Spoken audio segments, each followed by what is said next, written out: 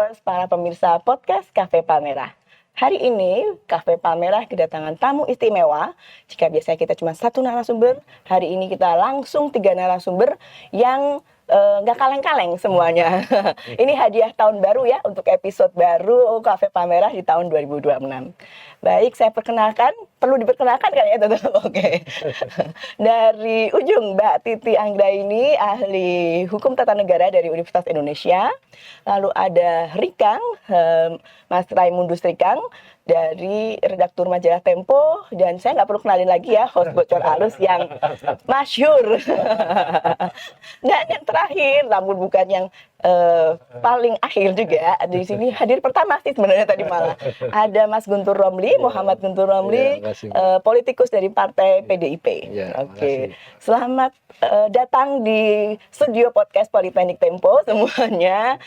Perkenalkan, ini adalah podcast produksi kampus Politeknik Tempo yang kita memang membahas masalah yang kita hadapi sehari-hari, dari masalah sosial, politik, ekonomi, dan mungkin juga hiburan.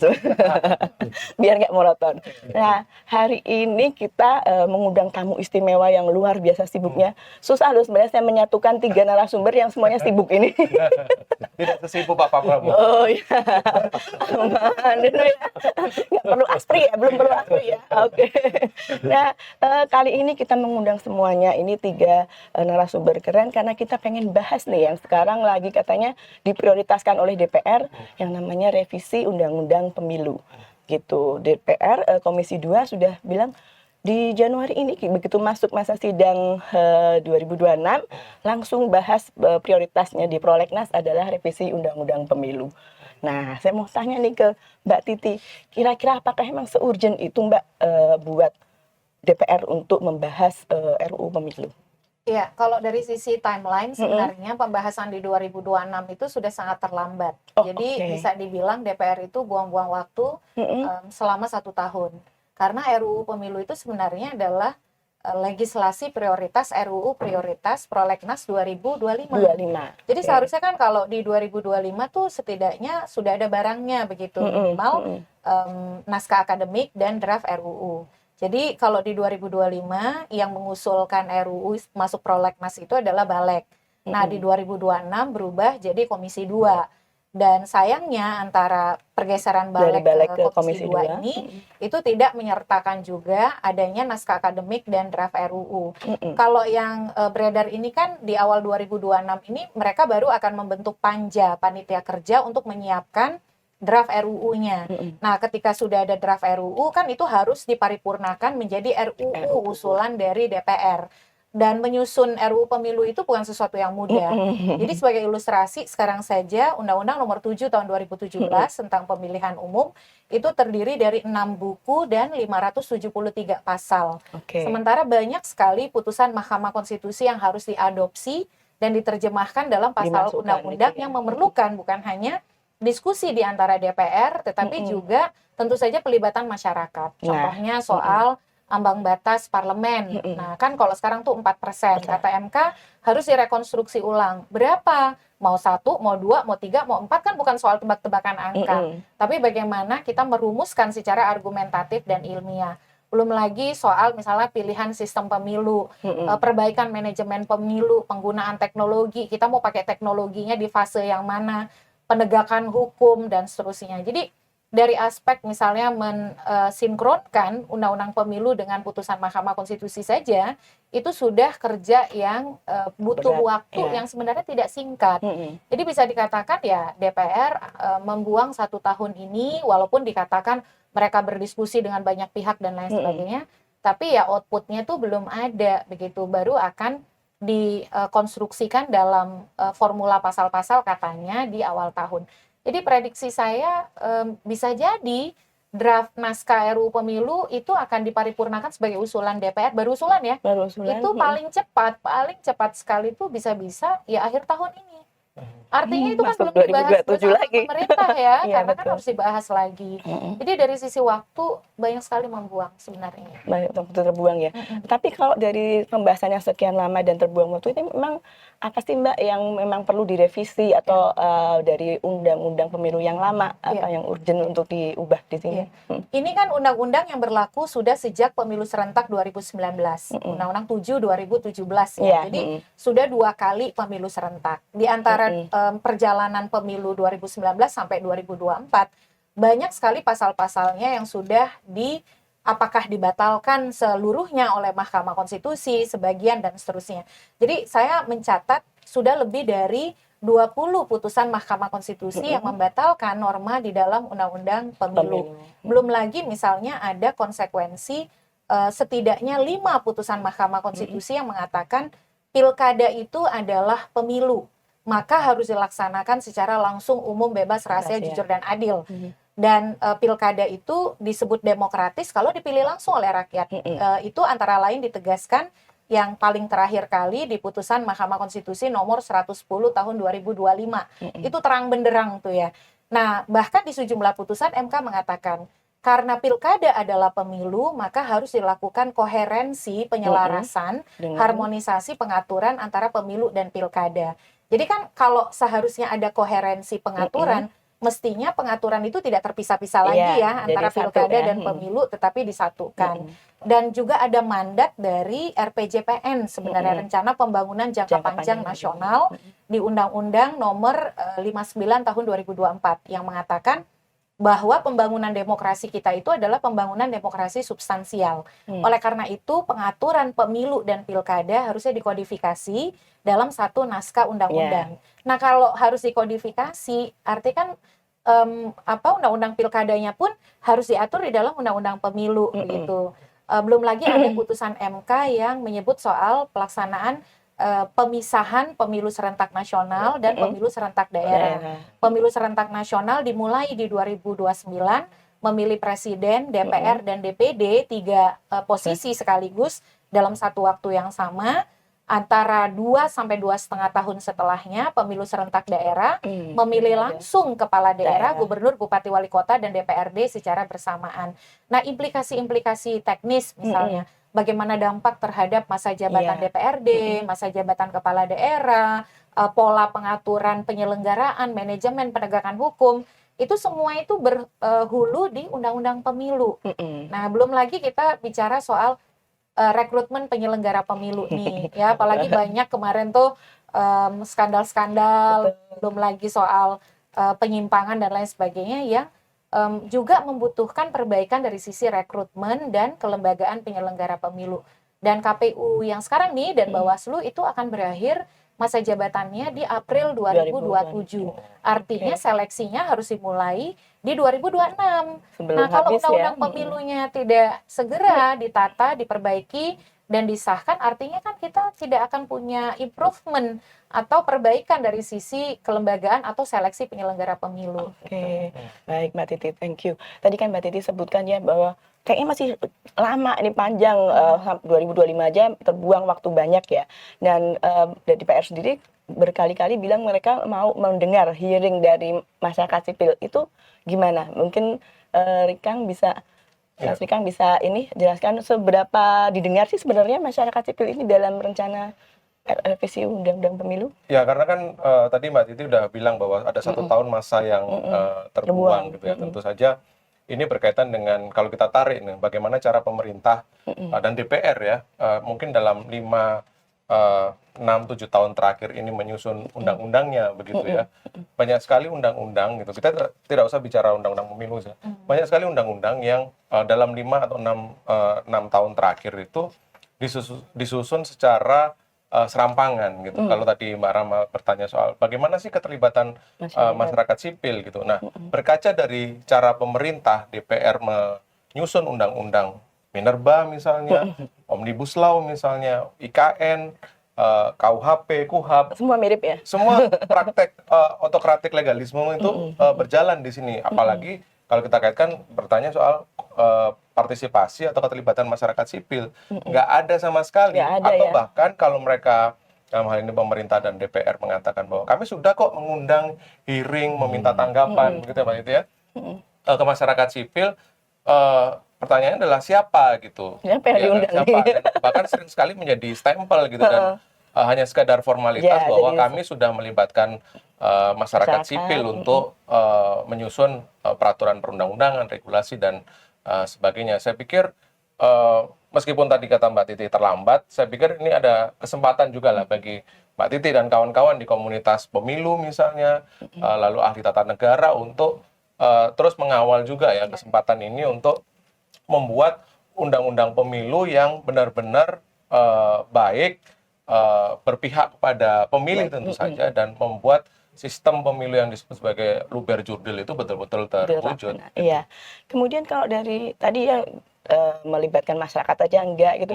Kira-kira kalau dari pandangan Mas Rikang selama ini pengamatan ya, itu ada kemungkinan nggak sih RUU atau undang-undang pemilu yang baru yang direvisi nanti akan makin mempersempit lagi akses publik yang ada sekarang aja kita nggak dilibatkan, nanti jangan-jangan pas direvisi malah justru makin sempit lagi nih akses buat untuk non elit gitu. Ya tentu saja kita mesti harus optimistis ya, tapi kalau melihat cara pemerintah dan DPR tadi saya katakan 5-6 tahun terakhir ini cara menyusun undang-undang agak ya mungkin nggak bisa berharap banyak, tapi tentu saja kita mesti harus memberi ruang untuk apa namanya harapan-harapan agar masyarakat sipil bisa dilibatkan begitu. Dan Mbak Titi saya kira sudah beberapa kali juga ya apa namanya ikut memberikan masukan dan lain sebagainya lewat media dan macam-macam untuk perbaikan atau memberikan substansi terhadap revisi atau penyusunan revisi undang-undang pemilu gitu. Jadi teman-teman seperti Mbak Titi dan kawan-kawan ini mesti perlu diperbanyak lah agar DPR ini bisa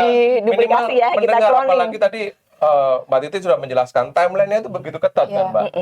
Banyak PR-nya, timeline-nya ketat begitu, dan kepentingan juga besar. Kepentingannya juga besar. Kepentingan siapa Mbak? Banyak sekali partai politik gitu. Nanti Mas Guntur pasti akan bisa menjelaskan gitu. Dan dengan segala challenge yang tadi sudah diungkap oleh Mbak Titi, maka ini perlu satu effort yang besar saya kira untuk membuat satu undang-undang pemilu yang baru gitu, yang betul-betul bisa mengakomodasi tadi putusan MK. Mbak tadi udah bilang 20 putusan MK tuh sejak masuk sejak 2019 kan itu kan mengakomodasi itu perlu dibicarakan gitu kan. Terus nanti masyarakat sipil juga masukannya juga perlu didengar. Jadi dengan PR dan challenge atau tantangan itu saya kira ya perlu satu terobosan saya kira untuk pemerintah. Kita harus digenjot ya, nggak bisa dengan cara yang moderat atau yang biasa aja konvensional, kita harus breakthrough luar biasa. Nah, dari partai gimana nih Mas Guntur untuk mengejar itu? Dan pengen tahu juga sih sebenarnya sikap partai PDIP gimana sih Mas? Ya, jadi gini Mbak, jadi hasil Rakernas kelima tahun 2024, PDI Perjuangan kan sudah menyebut bahwa pemilu tahun 2024 itu terburuk dalam sejarah. Pilpres, ya, pileknya juga. Alasannya? Alasannya karena kita lihat banyak sekali kecurangan dan juga banyak aparat penegak hukum, penyelenggara yang tidak netral bahkan terlibat partai warna itu ya katanya dalam penyelenggaraan pemilu, khususnya di Pilpres, dan kita juga mengajukan gugatan ke MK terkait pelanggaran yang disebut dengan TSM, terstruktur, masif dan sistematis ya. Ya meskipun kami kalah dalam gugatan di MK ya kami terima. Tapi yang menjadi menjadi catatan kami bahwa ini adalah pemilu yang terburuk dengan bukti-bukti pelanggaran dan sebagainya. Kemudian juga tahun 2024 akhir juga ada pilkada ya. 2024 akhir ya. Ada pilkada dan lagi-lagi itu juga diulangi lagi. Contoh misalnya di Jawa Timur ada 3.600 TPS-nya yang pemilihnya Bu Risma tuh nggak ada sama sekali. 3.600. Dan kita sudah sampaikan. Makanya dari itu PDI Perjuangan PDI Perjuangan itu merekomendasikan untuk perbaikan undang-undang pemilu. Termasuk masalah penyelenggara yang harus netral, penegak hukum yang tidak boleh terlibat dan sebagainya. Tetapi kok yang muncul malah pilkada melalui DPRD, kami bingung ini apa yang terjadi? Antara yang diharapkan oleh partai melenceng gitu ya. Masalah kita ini kan aparat yang nggak netral, penyelenggara yang nggak netral, malah terlibat. Loh kok malah yang dimunculkan yang ini pesanan siapa itu kan? Kami juga kebingungan ya. Kami menyelenggarakan beberapa forum discussion juga yang mengundang akademisi, kelompok sipil, dan rata-rata kan persoalannya kan di situ kan, di sistem penyelenggaraan pemilu ya, yang seperti saya sebutkan tadi itu. Tapi kok malah yang dimunculkan malah persoalan ingin mengubah pilkada menjadi tidak langsung melalui DPRD yang harusnya ini kan udah selesai 2014 ya, kemudian ada disebutkan oleh Mbak Titi soal putusan-putusan MK itu sudah jelas. Akhirnya kami juga merasa kita ini ingin punya pemilu yang terbaik atau malah mau kembali kepada zaman Orde Baru ya. Karena ketika bicara soal pilkada tidak langsung dan itu dimasukkan dalam celah dalam revisi undang-undang pemilu, berarti ini kan yang kena langsung nih kan soal demokrasinya, soal kedaulatan rakyatnya. Itu yang mau dikebiri, itu yang mau dipasung dengan dalih misalnya yang muncul saat ini ya kita pengen pilkada tidak langsung karena ada money politik, ada biaya politik yang sangat tinggi. Besar, ya. Pertanyaannya loh, kan ada money politik karena penyelenggaranya nggak tegas, karena aparat hukumnya yang malah terlibat. Loh kok malah sistemnya yang mau diubah menjadi tidak langsung. Jadi yang juga, rusak di mana yang diperbaiki yang beda lagi nih ya. Kami di dalam juga ada kegeraman sendiri yang ingin kami perbaiki nih loh. Loh kok malah ke dasar-dasarnya yang mau diubah. Ini dijadikan dalih aja persoalan money politik, cost politik yang sangat tinggi dan sebagainya itu malah untuk mengubah pada dasar dari sistem kepemilian kita yang harusnya itu nggak boleh disentuh gitu loh. Soal kedaulatan rakyat, bahwa rakyat memiliki hak untuk memilih langsung, one man one vote, ya kesetaraan dalam pemilih, itu kan tidak boleh disentuh ya. Karena persoalan adalah di penyelenggaraan, di penerapan undang-undang, atau malah pidananya yang masih kurang. Misalnya money politik itu berapa pidananya yang kita lihat sekarang juga masih terlalu ringan. Tidak ada misalnya ada hukuman yang progresif yang kita usulkan. Misalnya kalau ada pelanggaran, ada diskualifikasi, kan di situ sebenarnya yang harus dibersihkan pemilu kita itu dari semacam pelanggaran-pelanggaran gitu loh. Iya, oke. Gitu, terima kasih, Mas Guntur. Kalau dari Mbak Titi atau Mas Rikang, yang dari usulan PDIP tadi yang soal bagaimana pelanggaran-pelanggaran di pemilu itu memang masuk nggak sih selama ini ada selentingan nggak temuan-temuan Mas Rikang itu masuk di usulan di revisi UU Pemilu nggak? Kayaknya malah yang masuk yang lain-lain lagi nih.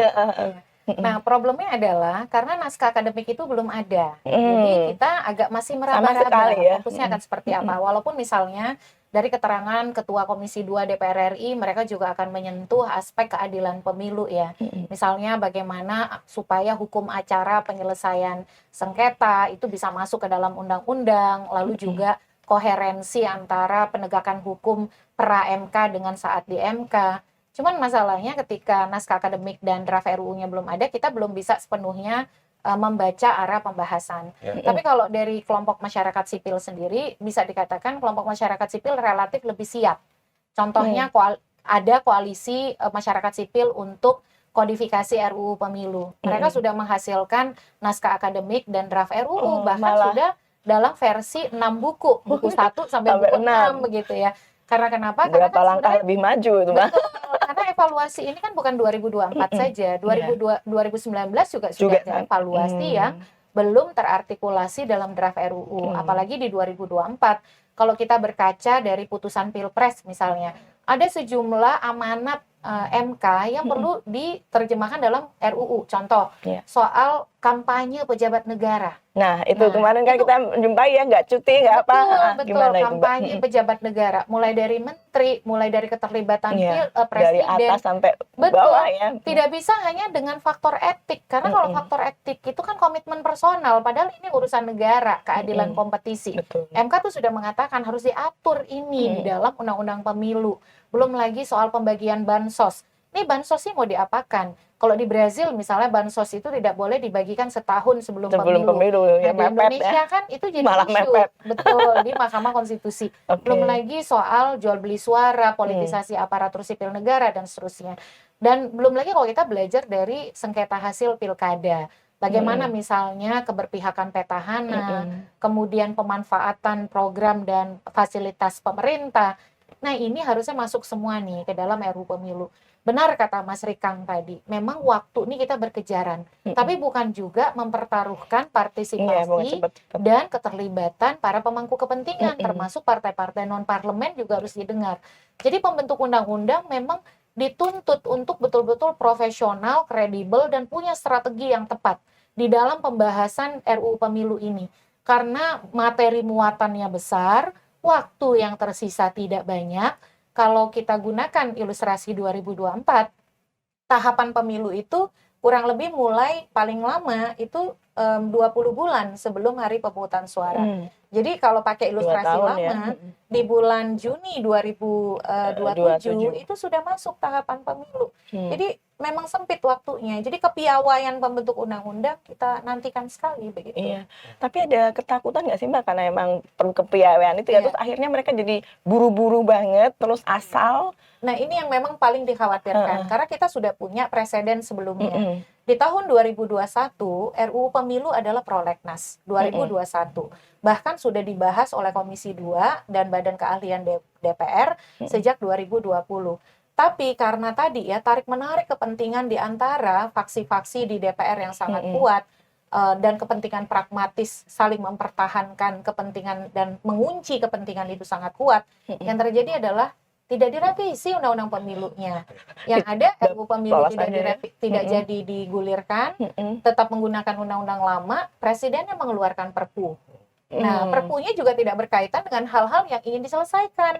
Itulah yang disebut tadi oleh Mas Rikang sebagai legalisme otokratis, instrumen hukum yang otokratis yang digunakan yang berakibat apa? Tadi Mas Guntur menyebutkan, akhirnya pemilunya kualitasnya disebut paling buruk selama era reformasi. Dan itu sebenarnya kita tidak harapkan. Aku nambahin dikit aja soal money politik tadi, Mbak. Sebenarnya satu soal aparat ya, penegak hukum dalam penegakan peraturan atau temuan yang mereka ada di lapangan itu. Saya kira dari laporan-laporan di majalah Tempo dan bagaimana kami mencoba untuk menginvestigasi temuan-temuan dugaan pelanggaran dalam konteks pemilu, nggak sedikit kok Mbak yang bisa ditemukan oleh para penyelenggara pemilu bersama dengan Gakumdu Mbak ya. Kalau memang niat ya. Kalau pertanyaannya itu tadi betul. Kalau memang mereka mau dan punya willingness untuk menegakkan peraturan ini atau sampai menghukum pada aktor-aktor yang terlibat, itu pasti akan berkurang. Tapi juga di satu sisi kita juga punya PR ya dalam konteks money politik adalah dari sisi politikusnya dan juga dari sisi pemilihnya, konstituen gitu. Dalam konteks money politik, kalau salah satu ini tidak mau lah kira-kira itu pasti tidak terjadi. Nah, yang terjadi sekarang ini adalah satu dalam konteks politikusnya atau calon kepala daerah misalnya atau calon legislator, ya mereka ada kebutuhan bahwa saya tidak punya program yang cukup oke untuk dijual, dikampanyekan, tidak punya basis yang kuat sehingga saya ingin kepilih, ya sudah saya siram aja dengan serangan fajar misalnya begitu. Paling gampang. Pun di sisi konstituen kita juga perlu kritik gitu. Bagaimana pendidikan politik terhadap konstituen ini. Betul. Mereka memilih tidak berdasarkan pada misalnya kesamaan ideologi atau program misalnya gitu kan. Sehingga mereka tidak punya satu preferensi yang cukup solid untuk menentukan bahwa saya memilih si A karena ini, si B karena ini. Sudah saya memilih karena tadi pagi saya dikasih minyak goreng, saya dikasih beras, dikasih amplop gitu kan. Dan ini saya kira PR bagi kita semua, terutama partai politik. Ya kan? Salah satu fungsi partai politik itu adalah pendidikan politik, gitu kan. Betul. Nah, artinya politikus kalau memang ya sudah, kalau memang nggak punya program untuk dijual, tidak cukup kredibel atau punya kemampuan, kompetensi untuk maju sebagai entah calon legislator kah atau kepala daerah, ya sudah nggak usah maju gitu lah. Atau kalau nggak usah kasih serangan fajar, amplop dan lain sebagainya. Saya kira itu. Tapi konstituen juga mesti sadar juga bahwa kalau ingin partisipasi atau praktek demokrasi kita meningkat, ya mulailah dia, udahlah tolaklah untuk apa begitu-begituan. Pada akhirnya kalau yang kepilih adalah kepala daerah yang tidak cukup kompeten, kita juga yang menanggung akibatnya, toh. Itu aja sih. Oke, thank you. Itu tadi pertanyaan saya. disampaikan oleh Rika. Karena memang itu pendidikan politik tanggung jawab partai politik. Sejauh ini gimana nih Mas PDIP? Saya setuju bahwa memang harus pendidikan politik itu paling utama karena memang persoalan di negeri ini itu semua dari elit kok, Mbak. Mau pelanggaran pemilu, money politik dan sebagainya itu elit kok, gitu kan? Yang bertanggung jawab. Nah, sekarang tiba-tiba mereka mau pilkada langsung dengan alasan apabila tidak langsung karena alasan money politik dan sebagainya kan mereka mau cuci tangan. Lah yang ngasih duit kan elu gitu. Lah kok rakyatnya mau dihukum, mau hak politiknya diambil gitu kan? Lah rakyat misalnya permisif dia nerima karena ditawarin kan? Karena emang nggak punya, misalnya nggak ada minyak goreng di rumahnya, yang ngambil minyak goreng, ada beras. Tapi sebenarnya yang ngasih itu siapa sih? Kan elit politik. Betul. Yang ngajari seperti itu. Nah sekarang yang disalahkan, yang harusnya ditangkap itu yang mereka gitu loh. Polisi harus turun untuk nangkap mereka. Bukan malah sekarang hak politik rakyat yang diambil. Ya kan? Yang salah siapa? Yang dipidana, yang dihukum siapa? Ini kan persoalan kita. Nah, kita mau terus terang aja. Makanya kita juga ketika Ibu Mega selalu bilang, ini kita partai ini ada demokrasi itu kedaulatan rakyat. Nah, ketika sistemnya rakyatnya itu disentuh, hak politiknya itu diambil, mereka nggak boleh bersuara, ya kita harus teriak kata dia. Itu yang harus kita kami lakukan. Makanya meskipun ya PDI Perjuangan juga bagian dari partai politik dalam beberapa isu tertentu, kami nggak mau ikut kompromi ya ketika kayak isu sekarang ya revisi undang-undang pemilu yang kami inginkan adalah bagaimana penyelenggaraan pemilu ya yang keadilan itu harus ditegakkan dan juga regulasinya harus diperketat untuk pelanggaran-pelanggaran itu. Loh kok tiba-tiba yang keluar malah pilkada tidak langsung. Ini yang bagi kami juga ada kegeraman sendiri kami. Kami pengennya ini malah mereka malah menawarkan yang lain gitu. Gitu. Oke, tapi sejauh ini nih kalau teman-teman perwakilan PDI di DPR sendiri gimana nih kalau perjuangannya? Kalau yang saya bukan anggota DPR, bukan Komisi 2 juga, tapi kita juga melihat ada tawar-menawar undang pemilu ini mana yang masih Komisi 2, mana yang mau dibawa ke Balik gitu kan. Kan kita dengar itu.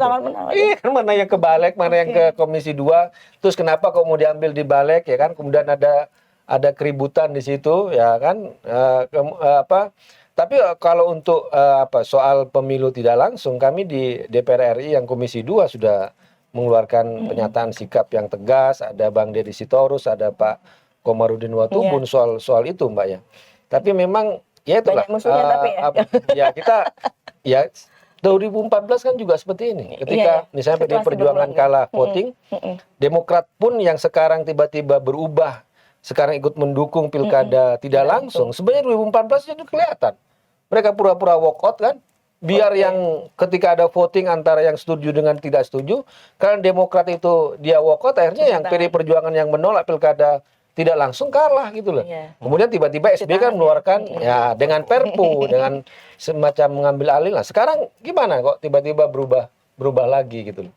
Skenario PDI gimana? Ya kita tetap mau bertahan ya dengan dengan pilkada langsung ya apapun resikonya karena ya, itu bagian ya dari kita menjaga demokrasi gitu loh. Malu lah PDI pakai nama demokrasi tapi nggak ngerti apa itu dengan kedaulatan rakyat di situ.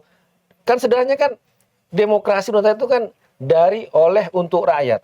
Dari oleh itu kan jelas orang kamu bisa dari memilih pemimpinnya dari rakyat, yang milih juga rakyat. Kalau itu dihilangkan ya jadi demokrasi jenis apa kita kan? Itulah yang mau kita tegaskan. Kalau kita mau curiga sebenarnya ya kalau emang DPR itu ngotot pengen revisi, sebenarnya itu kebutuhan konstitusional atau kebutuhan partai politik jangka pendek Mbak, kalau Mbak Titi bisa menilai. Aspek konstitusionalitas jelas tidak ada ya. Nggak ada malah ya. Narasi pilkada oleh DPRD sendiri itu mengingkari apa yang sudah diputuskan oleh MK. Kita kan sudah bersepakat kita punya Mahkamah Konstitusi sebagai the sole interpreter of our constitution. Jadi penafsir konstitusi kita satu-satunya hari ini kan komitmennya itu gitu. Dan MK itu minimal 5 putusan MK yang menegaskan pilkada itu adalah pemilu. Jadi memang di pasal 18 ayat 4 Undang-Undang Dasar disebutkan gubernur, bupati, wali kota sebagai kepala pemerintah provinsi, kabupaten, kota dipilih secara demokratis. Nah, demokratis itu kan apa? Nah, yang menafsirkan adalah Mahkamah Konstitusi sebagai penafsir konstitusi. Ada putusan 55 tahun 2019, putusan 85 tahun 2022, putusan 135 tahun 2024, putusan 104 tahun 2025, dan yang terakhir 110 tahun 2025 menyatakan yang dimaksud dengan demokratis itu adalah dipilih secara luber jurdil periodik sesuai dengan asas pemilu di pasal 22 ayat 1, terang benderang. Jadi kalau kita masih bermain dengan norma konstitusi, saya yakin ini akan diikuti oleh pelanggaran-pelanggaran konstitusi lainnya. Betul. Tindakan-tindakan inkonstitusional lainnya akan lebih mudah untuk digulirkan. Karena yang jelas saja bisa dilanggar, apalagi yang abu-abu. Dan ini akan menjadi titik mula saja dari agenda yang lebih besar. Bukan tidak mungkin nanti akan ada upaya untuk menginterpretasi ulang pilpres langsung misalnya, dan lain-lain. Ini kekhawatiran yang nyata loh. Bisa juga kan ya, nanti pilpres balik yang milih MPR, DPR. Ya, sangat mungkin, karena kenapa? Sebenarnya tidak ada perdebatan soal konstitusionalitas pilkada langsung kalau kita patuh berkonstitusi. Nah, yang paling saya khawatirkan adalah shifting issue ke pilkada langsung ini, pilkada tidak langsung ini, sebenarnya akan mengaburkan agenda yang lebih besar untuk memperbaiki pemilu dan pilpres 2024. Itu yang diharapkan PDI tadi ya. Nah, kalau ini kemudian terus menjadi menarik ya di antara publik dan pembuat kebijakan, agenda besar lainnya itu menjadi terpinggirkan. Kita tidak punya waktu, akhirnya RUU pemilu sekedar jadi ala kadarnya. Tapi yang paling menurut saya tidak masuk akal adalah pemerintahan ini selalu bicara ingin stabilitas, ingin menjalankan berbagai program-program mercusual dan populisnya. Tapi agenda yang digulirkan selalu kontroversial gitu ya, yang menuntut respon publik yang bisa mengganggu stabilitas itu sendiri. Kenapa sih nggak beres-beres? Nggak kita selalu pasang alarm ya, kita posisi waspada terus kita jangan lengah gitu ya. Gitu dari ya. Kalau dari Mas Rikang sendiri, posisi pers nih sekarang ini gimana nih untuk peliputan undang-undang pemilu? Apakah dipersulit? Apakah tidak ada transparansi? Ketemu narsum susah ini pasti.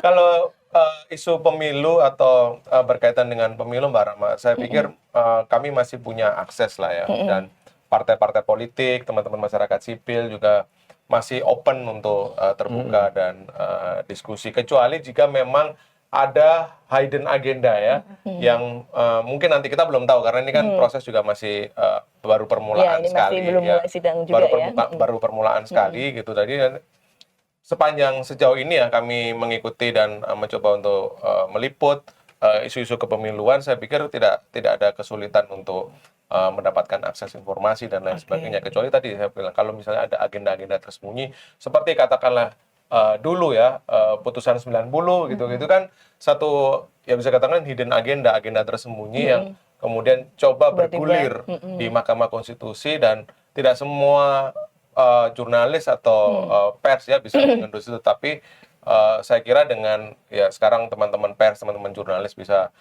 cukup jeli untuk melihat dan memetakan apa-apa isu saja yang krusial ya dalam kepemiluan. Saya pikir lama-kelamaan sih pasti bisa terbuka lah.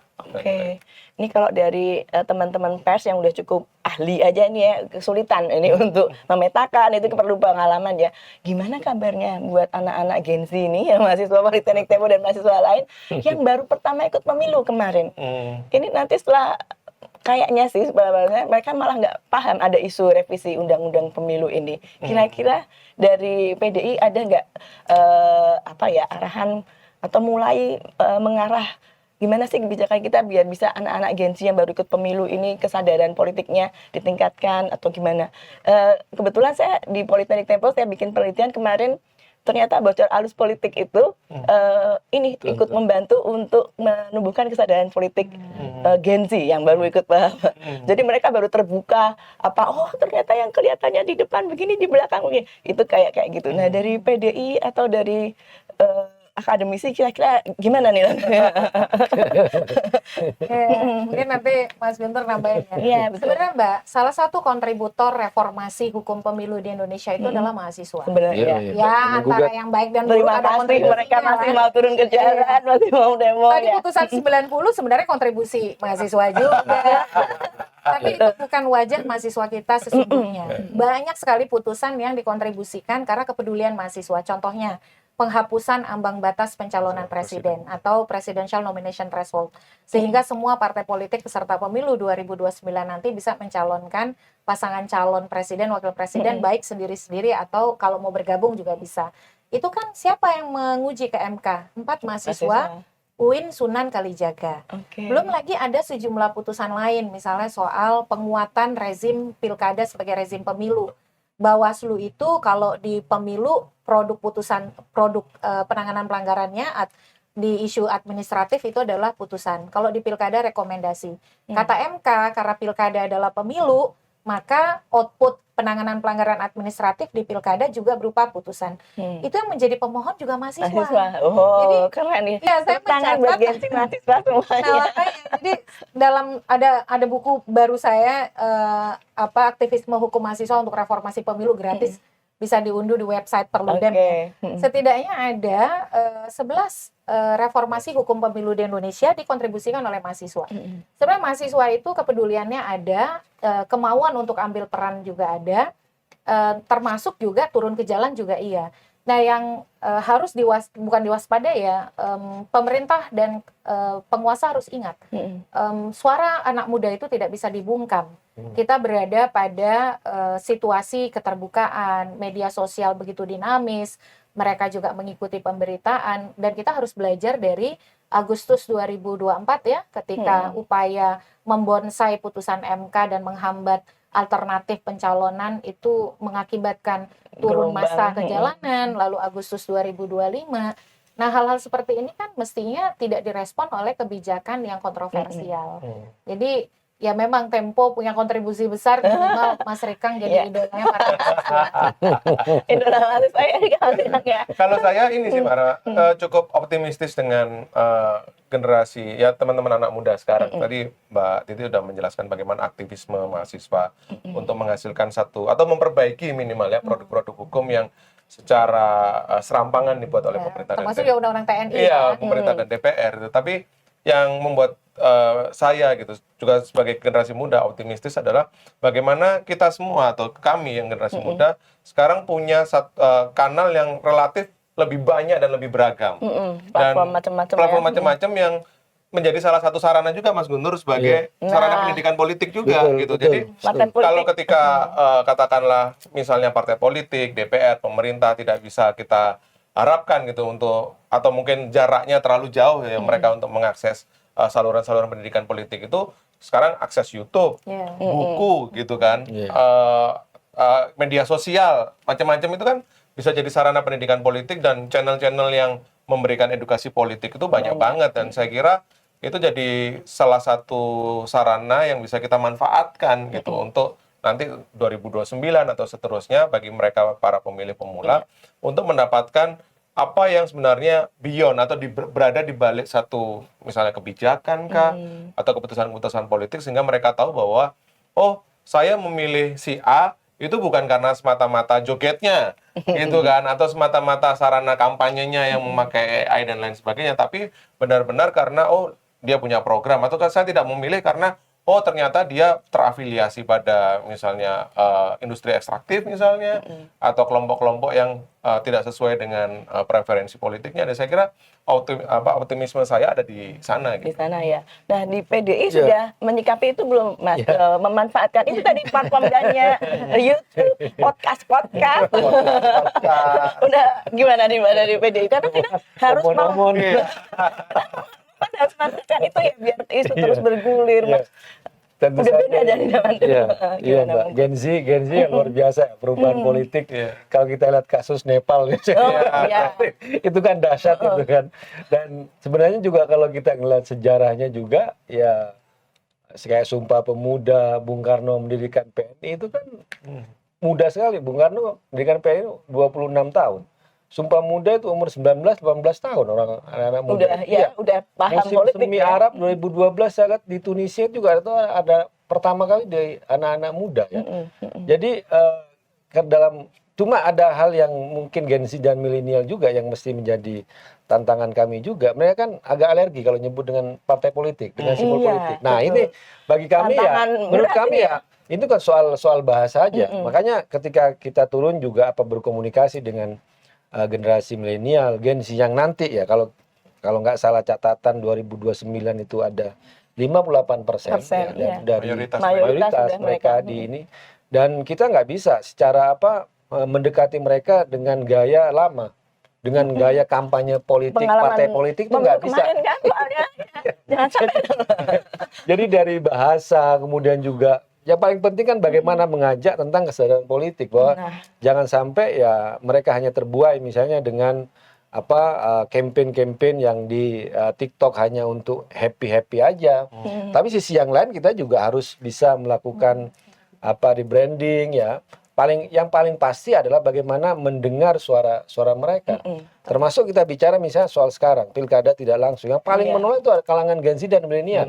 Karena itu adalah hak politik mereka. Kalau milenial udah milih, Gen Z itu akan memilih. Masa baru mau milih aja udah dikebiri lagi.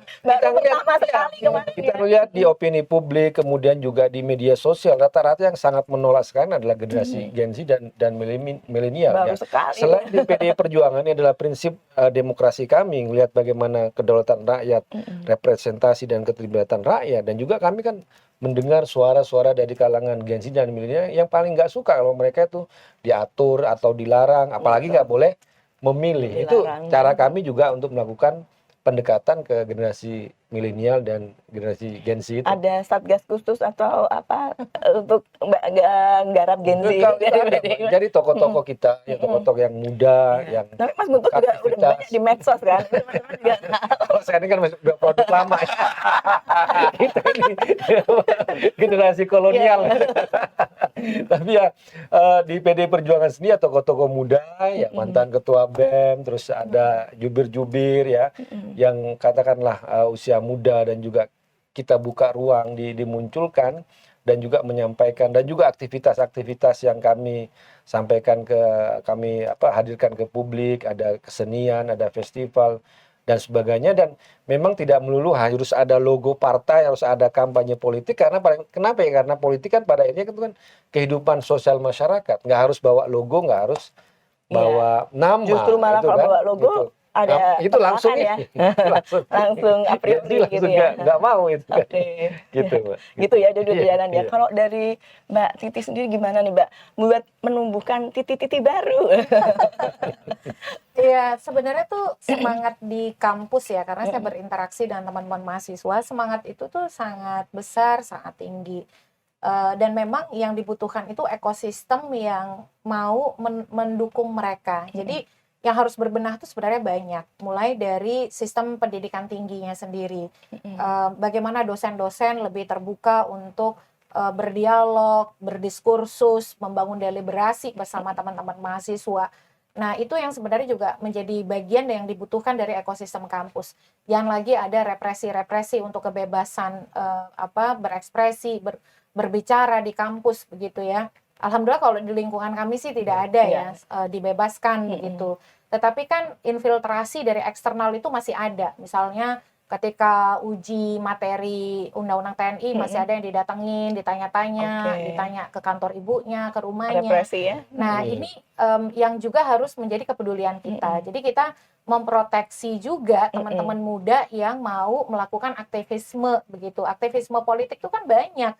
Mereka bersuara di medsos itu juga bagian dari aktivisme politik, nggak harus melulu menempuh upaya hukum dan lain sebagainya. Jadi, dan saya kira media itu memang punya peran yang sangat besar. Jadi bagaimana kemudian mereka ini kan anak-anak muda kita sebagian besar mengakses informasi sekarang sudah lewat media sosial ya. Jadi adaptasi media sosial untuk menjadi bagian dari teman-teman media masuk ke media sosial, menjadi bagian dari pendidikan politik. Itu juga penting gitu. Dan yang berikut kalau menurut saya jejaring dengan masyarakat sipil. Jadi bagaimana kemudian masyarakat sipil itu juga mulai membangun hubungan dengan kampus. Karena misalnya sekarang tuh di kampus ada program magang ya. Magang kan nggak harus di private company, bisa di lembaga-lembaga publik, mulai dari NGO, media dan lain sebagainya. Sehingga tadi kaderisasi itu jalan terus gitu. Animo tinggi Mbak, tapi juga kadang-kadang ruang di masyarakat sipilnya terbatas. Nah kalau ada hubungan yang terjalin lebih awal, jangan-jangan itu menjadi ruang kita untuk punya Haris Azhar yang baru gitu ya, Iya. atau kemudian Almas Syafrina yang Oh, baru iya. dan seterusnya. Asal jangan baru keluar dikit langsung masuk situ. Yang Langsung jadi aman. jubir. Tapi contohnya beberapa ketua BEM benar tuh sekarang aktif Iya. di Iya. PDIP ya, misalnya. Iya. Ada Mujab, ada Melki, itu kan Iya. juga bagian dari regenerasi Regenerasi politik. ya, betul.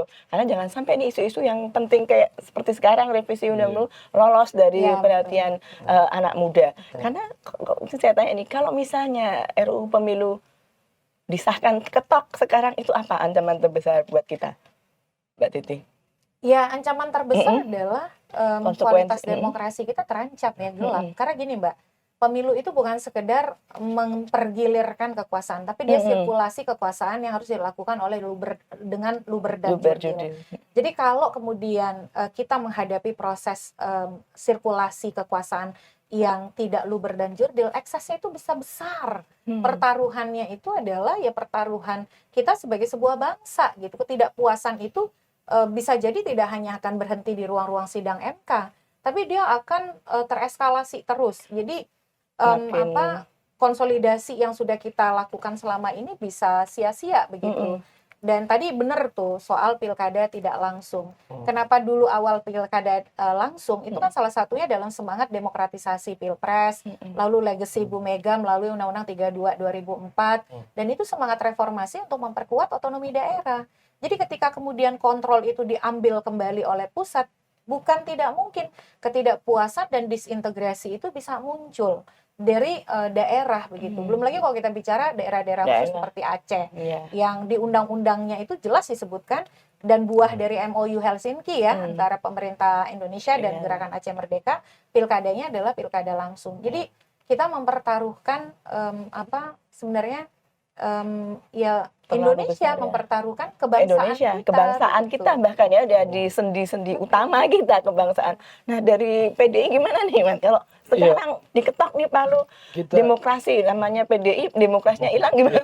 Tinggal Jadi, PI. Gini, ada hal yang serius dan sangat mendasar, Mbak ya. Kita ini kan bentuk negara republik. Kita menganut demokrasi. Ketika ini dihajar, jantungnya, dasarnya itu dihajar, keterlibatan rakyat itu dikebiri, bahkan dihilangkan, publiknya nggak ada, tinggal re doang. Demokrasi yang ada, kratosnya, masyarakatnya malah kratosnya malah nggak ada itu ya, rakyatnya itu sendiri nggak ada gitu. Kekuasaan, kedaulatan tanpa rakyat. Akhirnya siapa yang berkuasa? Ya oligarki, elit-elit yang akan berkuasa, elit politik, elit ekonomi, elit militer dan sebagainya. Itulah yang akan mengendalikan semua kekuasaan yang ada di Indonesia. Ini yang kita khawatirkan. Ketika representasi, kedaulatan, keterlibatan langsung masyarakat itu itu dihadang, bahkan dihilangkan ya. Bagi kita ya prinsip kita bernegara, bagi prinsip kita berdemokrasi atau kita berhimpun bersama itu kan berdasarkan kehendak kebersamaan warga, rakyat. Itu nggak ada. Nah, itu kalau itu nggak ada, ya berarti buat apa kita bernegara, buat apa kita hidup seperti ini? Karena di situ menurut saya yang bahaya ya. Kedaulatan tanpa rakyat, kekuasaan tanpa rakyat, ya, republik tanpa publik. Jadi apa? Kita bayangkan aja.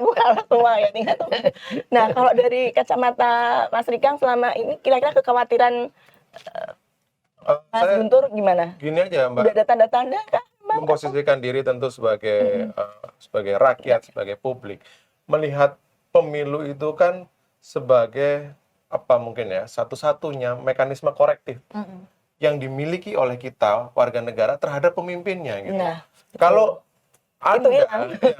Anda sekarang misalnya tidak suka atau tidak puas dengan si A, si B, apakah itu bupati, wali kota, gubernur, presiden, ya salah satu mekanisme atau jalan demokratis yang tersedia, mekanisme korektifnya lewat pemilu gitu loh. Nah, kalau kemudian tadi mekanismenya tidak diperbaiki, berbagai kekacauan yang terjadi dan atau bahkan kekhawatiran yang sedang kita bicarakan belakangan ini akan dikembalikan atau ditarik pada DPRD, lalu bagaimana kita mau melihat bahwa gue nggak suka nih atau nggak cocok sih dengan program program si Mekanisme gubernur ini, ada bupati ini, wali kota ini, atau bahkan presiden, wakil presiden. Sebagaimana kita mau mengoreksi, gitu kan. Memang dimungkinkan, misalnya kita bisa berdemonstrasi misalnya, atau menumpahkan curhat-curhat, kalau kata netizen kan kita mesti curhat gitu kan. Curhat di media sosial, tetapi kan itu tidak punya dampak yang secara langsung. Tapi kalau dengan pemilu one man one vote, kita bisa langsung mengoreksi. Ya udah, kalau saya nggak suka dengan program ini, calon lain punya apa? Kalau gue suka, gue coblos gitu kan. Kalau nggak suka dan lain sebagainya, ya kita punya cara lain untuk itu. Tapi mekanisme korektif yang tersedia lewat harus pemilu ada gitu. ya. Yang secara tadi kata Mbak Titi, yang periodik. Kalau kita nggak suka, udah tunggulah 4 tahun, 5 tahun lagi. 5 tahun lagi udah kita nggak pilih gitu. Tambah-tambahin ini 5 tahun gitu ya. Ada harapan 5 tahun lagi kita bisa milih yang lebih baik. Jangan-jangan gitu. ada alternatif lain yang lebih baik gitu kan. Harusnya ya gitu. Karena itu kan sebenarnya kalau ada gium di ilmu kepemiluan itu from bullet to ballot. Dari peluru ke surat suara. Itu kan mengkanalisasi secara damai ya, mengelola konflik secara damai. Bayangkan kalau fasilitas itu dicabut, yang tadinya bulat itu jangan-jangan ya justru terjadi kekacauan-kekacauan baru. Jadi kita ini bagian dari memelihara konflik secara damai. Nah, itu tujuan pemilu itu jangan dilupakan. Kalau semuanya ingin diputuskan oleh elit, ketidakpuasan itu bisa tereskalasi. Itu tadi ya ke bulat ya. Jadi perlu kudeta nih, tembak-tembakan baru bisa ganti presiden gitu. Stabilitas itu bukan hanya soal efisiensi uang loh. Iya, betul. Stabilitas itu juga apalah artinya uang aman tapi geger gitu. Valuasi ekonomi itu bukan hanya dari angka-angka pembiayaan pemilu, tapi negara yang bisa melakukan peralihan kekuasaan secara damai. Itu ada valuasi ekonomi juga. Dan itu justru malah lebih besar dibanding mungkin biaya politik yang katanya tinggi tadi ya. Persis. Oke.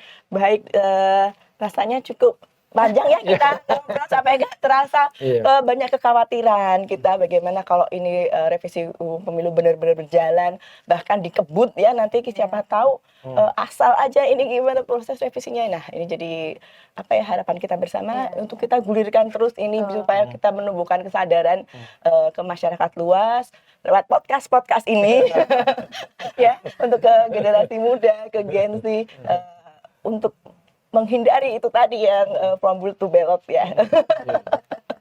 Oke, terima kasih untuk waktunya Mas Rika, Mbak Titin. Kita nanti jumpa lagi di episode berikutnya di Cafe Palmerah Politeknik Tempo. Amin. Terima kasih. Oke, pemirsa Cafe Palmerah, hampir 1 jam kita berdiskusi dan tentunya diskusi yang cukup menarik, dan teman-teman bisa menyimak gimana sih perdebatan revisi undang-undang pemilu ini. Jangan-jangan teman-teman belum pada tahu kalau ada undang-undang pemilu mau direvisi. Oke, kalau gitu masih tetap di Cafe Palmerah. Kita simak episode berikutnya, masih nggak jauh-jauh dari soal undang-undang pemilu baru katanya. Oke, sampai jumpa.